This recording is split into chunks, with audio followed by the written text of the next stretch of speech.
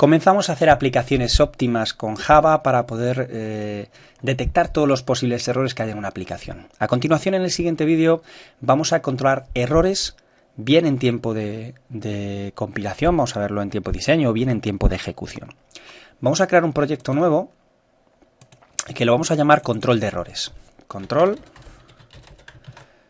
errores, y la clase va a ser recoger dato.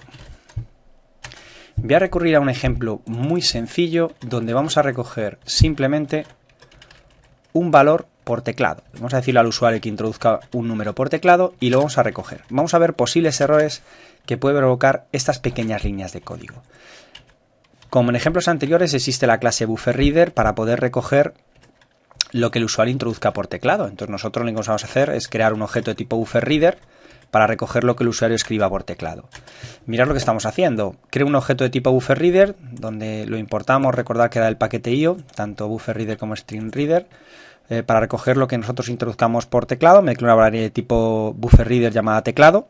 Le imprimo el mensaje al usuario de que introduzca el número a analizar. A continuación leo lo que ha escrito por teclado, asignándoselo a la variable número que es de tipo string. Siempre lo que recogemos por teclado será de tipo string. Y paso ese número a entero porque lo recogemos como string. Fijaros que estas simples líneas ya nos está dando un error. Nos está diciendo, oye, este método puede provocar una excepción. Java es robusto, muy robusto en el control de errores. Si él ve que un método puede provocar un error, te dice, o lo controlas o no compilo o no te genero el fichero class. ¿Esto qué significa? Que mi método realLine puede provocar un error. ¿Qué sucede si yo te intento leer algo por teclado y tú no tienes, por ejemplo, el teclado enchufado? Pues que va a dar error, porque no está conectado el teclado, no voy a poder recoger algo por teclado. Él te dice, esto puede dar un error, el método, me lo tienes que controlar. Hay dos posibilidades. Una, no implicarme en el error. Fijaros, si yo aquí le digo add throws, o bien lo escribo, ¿vale? Lo único, nos vamos a ayudar del IntelliJ de Visual Studio, bueno, de NetBeans, para que nosotros podamos o para que no tengamos que escribir. Mirad lo que voy a hacer. Le digo añadir throws y exception. Lo que le estoy diciendo es, simplemente con la palabra throws y la excepción que puede provocar, recordar que es un error de entrada-salida, input-output y exception, yo estoy diciéndole en el método donde se puede provocar el error que se va a producir esta excepción. Esto es la forma menos habitual, más rápida pero menos habitual. Yo le estoy diciendo, sé que en este método se va a provocar este error. No quiero controlarlo, déjame ejecutar. Además es lo que hemos visto a lo largo de los vídeos de este módulo para que nos dejara trabajar y cuando llegáramos a este último vídeo pues nosotros entenderlo. Entonces yo aquí simplemente le estoy diciendo que ejecute, que le introduzca un número, 5 y lo recojo, poco más. Ahora, si se produce un error, dejamos la aplicación colgada al usuario porque no lo estoy controlando. Simplemente le digo, oye, sé que se puede provocar, pero déjame ejecutar. Esto es la posibilidad 1. No implicarme en el error, decirle qué método o en qué método se puede provocar un determinado error, pero que me deje ejecutar.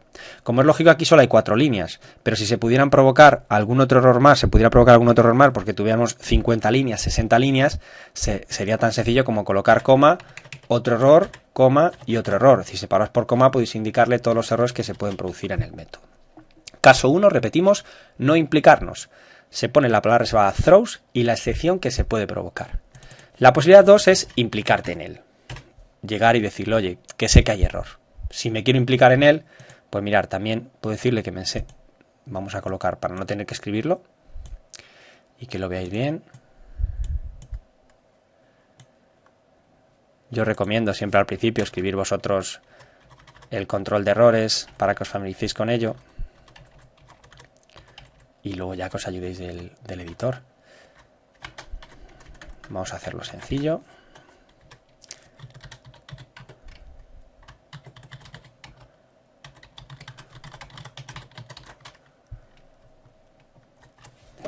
Si me quiero implicar en el error, ¿qué es lo que hago? La línea o líneas que pueden provocar el error, es decir, yo podría haber encerrado solo esta línea, pero estoy encerrando las 4 líneas, es decir, la línea o líneas que pueden provocar el error, porque podrían ser más de una, se encierran entre un try y un catch. Fijaros, try, abro llave, cierro la llave del try, catch. Le indico la excepción que se puede provocar y a qué variable se lo asigno. Es decir, ahora mismo la variable EX tiene toda la información del error que se ha producido. De hecho, yo podría llegar y decirle aquí, pues que me imprima lo que tiene la variable EX. Tiene la información del mensaje que se ha producido, qué línea, qué método lo ha provocado.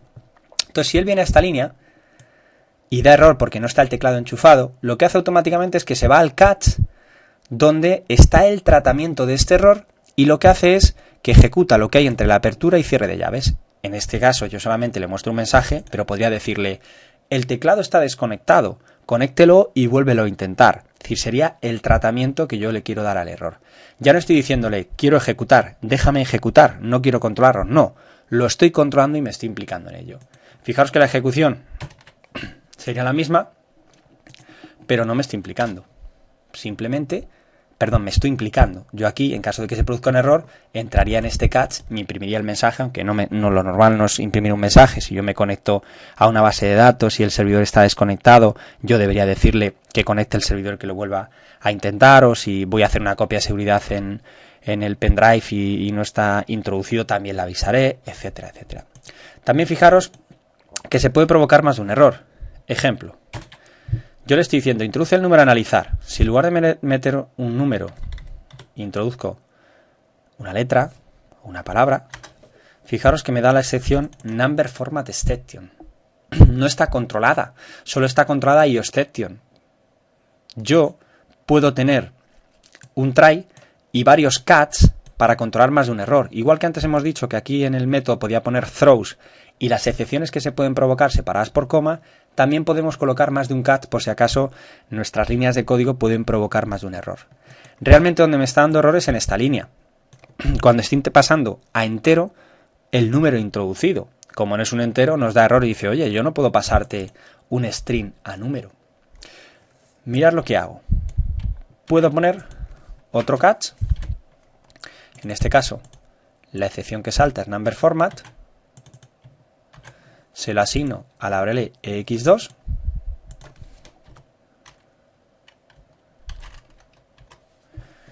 Y que me imprima el mensaje introduzca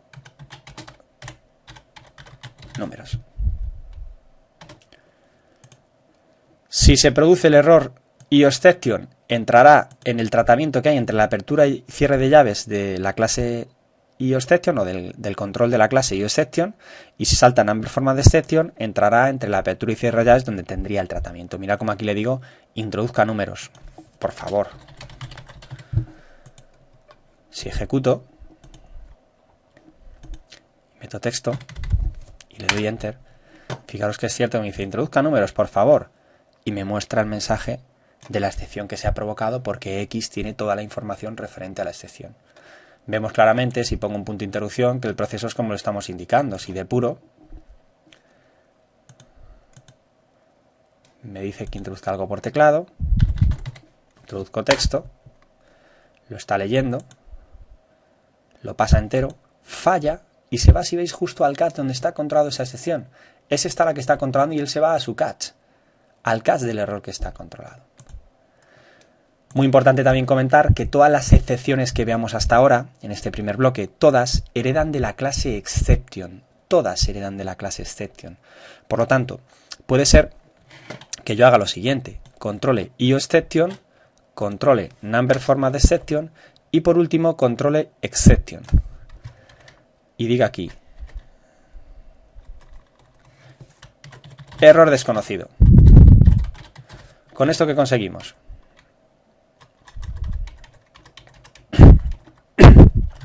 Conseguimos lo siguiente. Estoy controlando IOException. Si se produce IOException, entrará en este catch. Si se produce number format exception, en este. Y si se produce cualquier otro, porque cuando hacemos un desarrollo puede ser que yo tenga detectado los 3-4 errores que se pueden provocar, porque son los más habituales, pero casi con total seguridad se me puede olvidar alguno. Una posibilidad es que, como todos los errores se heredan de la clase exception, yo puedo controlar la clase exception, de tal manera que controlo todos los errores. Ahora, como me estoy implicando en estos dos, Si se produce IOException, entra en este catch. Si se produce number, entra en este. Y si se produce cualquier otro, entrará en el último. Aquí sí importa muchísimo el orden, porque si yo este catch le coloco en primera posición, si lo dejo de esta manera y lo coloco en primera posición, vamos a colocarlo bien para que lo veamos, ¿qué sucedería? Pues que siempre entraría en este. Siempre entraría en este. Aquí sí importa el orden. Él me diría, oye, que si tú me colocas exception en primer lugar, yo si se produce IOException voy a entrar, si se produce number voy a entrar, y si produce cualquier otro también voy a entrar. Por lo tanto, el orden sí influye.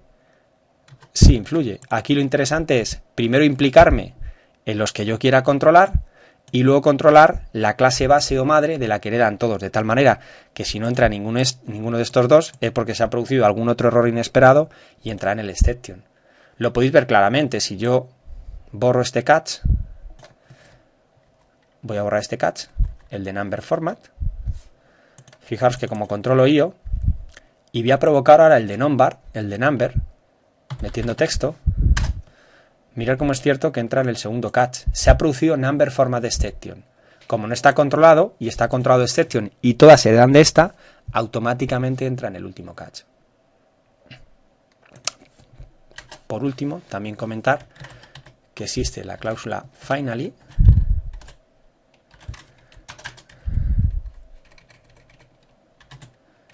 que vamos a usar mucho.